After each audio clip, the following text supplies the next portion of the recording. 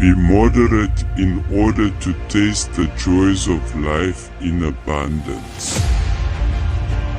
Balance is the perfect state of still water. Let that be our motto. Women need real moments of solitude and self-reflection to balance out how much of ourselves we give away. Be content with what you have. Rejoice in the way things are. When you realize there is nothing lacking, the whole world belongs to you. He who is not contented with what he has would not be contented with what he would like to have. What is important in life is life and not the result of life. Here is no calamity greater than lavish desires. There is no greater guilt than discontent. And there is no greater disaster than grief. Health is the greatest possession. Contentment is the greatest treasure. Confidence is the greatest friend. In your nature, non-being is the greatest joy.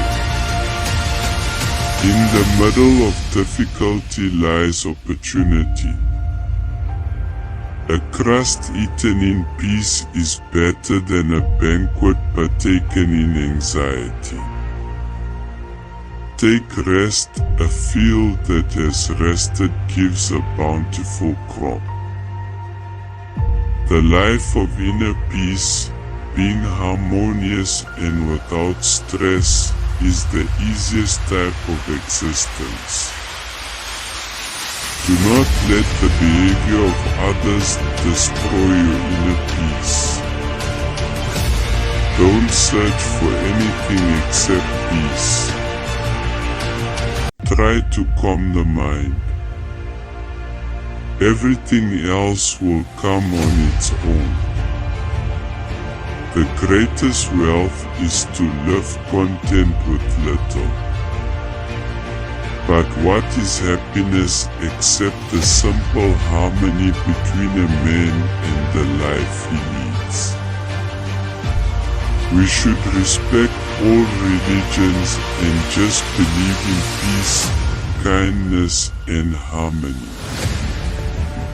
Only by learning to live in harmony with your contradictions can you keep it all afloat. When the mind and body are in harmony, the mind works better. Happiness is when what you think, what you say, and what you do are in harmony. The life ahead can only be glorious if you learn to live in total harmony with the Lord.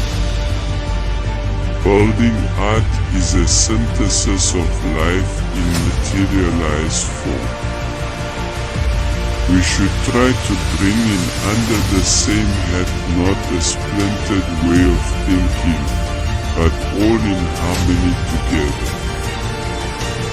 One must marry one's feelings to one's beliefs and ideas. That is probably the only way to achieve a measure of harmony in one's life. A happy man is too satisfied with the present to dwell too much on the future.